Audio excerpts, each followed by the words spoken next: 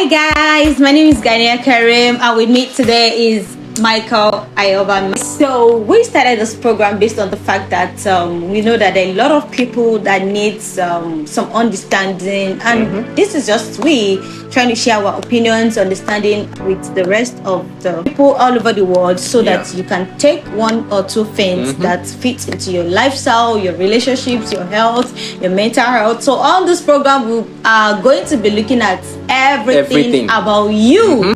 Michael, what do we have today? What should we talk? People in little positions, just given a little bit of power, use it to intimidate and frustrate other people. What do you think, Janet, is kind of mindset? Okay, so I think naturally as human beings, we are first of power. All right. Everybody wants to be powerful, wants to be in a position that holds authority. Okay. I mean, let's take for an instance at home. Personally, I don't think that the husband needs to be like this to show that you are the husband. But because a lot of people just feel like, oh, until I make my voice husky or do like this before she realizes that I'm the man of the house. No. What I think we should be looking at is, when do you exercise that power? At what point should you compromise? You just like, let's go. You think it's okay to be merciful with your power, or power is power, rules are rules? What do you think? Personally, I don't like power. Why? Power in the sense that I like influence. Okay. You, power is trying to show the other person that you're better than them. Okay. Or you're in a position higher than them. Okay. Whereas influence is like you're trying to tell the person that no matter how small I am, at least I can change your mind or change something about you, or you can get something from what I said or my position. So power is hungry. Always wanting more. Always wanting more. Never satisfied. Exactly. Let me shock you. Okay. A lot of people have inferiority complex. So it's that power that used to master that give them that be superior. Basic. An influential person does not need to tell you I am influential. There's no one size fits for all. Different people have different definition for leadership. The one I want to lead should be the one that serves the most. Okay. Why do you think at old age a lot of men suffer while the wife, the mothers enjoy more? I think women influence, men shows power. Typically, because some home, yes, the father is known to be like, hey, but I think it also has its way, because every home needs somebody that they are kind of scared of. That brings authority. Authority comes from a place of fear in a way. There's a place for it. When you know that there's always a consequence for every action. When you know there's no consequence, you are free to behave anyhow. But when you are under authority, if there is no discipline, no penalty for wrongdoing or defaulting at your task, anything goes. Why I said I beg to disagree is the fact that I think a lot of people believe that it is fear that actually makes you turn out to be better. But I don't think it is. I think it's what they've made us believe. Because believe me not, we have this natural conscience. We human beings, we are naturally conscious human beings. We have a soul. That soul is the driver of our life.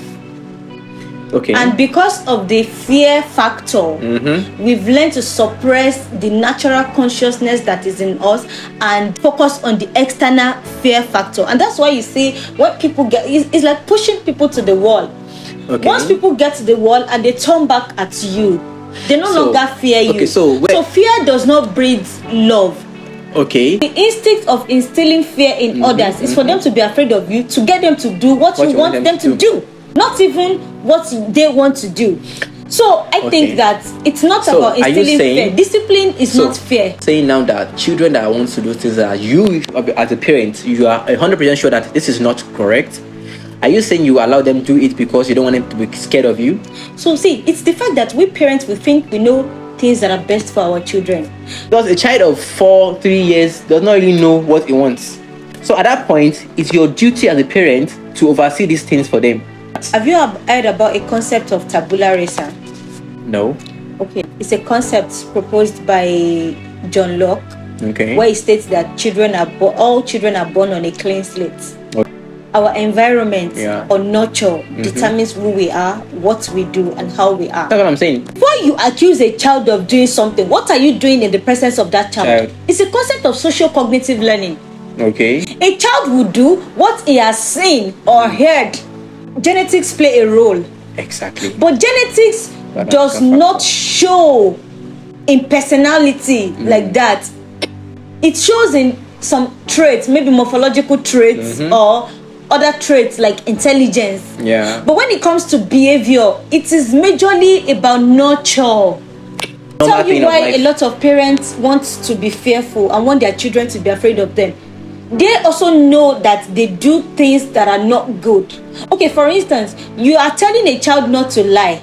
And you are lying. But your friend is coming and you are telling that child to tell your friend that you are not at home. So now you are saying, instead of trying to be forceful or trying to exert authority, lead by example. By example. Practically. Exactly. Model. You should be your child's first role model. Your child should look up to becoming someone like you. So if you want to be a good parent, it starts before you get married. It starts from when you are single. And it has to be intentional. Of course. And being a good parent is not just even about intentions. I mean, what about your trauma? Have you healed from your traumas? How did you grow up? That's why you are badly behaved. That is why you shout every time you are supposed to be having a conversation with someone. It does not every conversation does not have to lead to a fight. Yeah, you don't have to fight somebody for having a different opinion. I think I have a different opinion from what I have. It can reason juxtapose. Yeah, I believe somebody that is saying I'm saying what you're not saying, you're saying what I'm not saying. So about instilling that the virtue of safety in that child. And how do a child become safe with you? A child becomes safe with someone that stays around. There's a leadership that a father can give that nobody else can give. Yeah. There's a nurturing and some level of care that no man can give.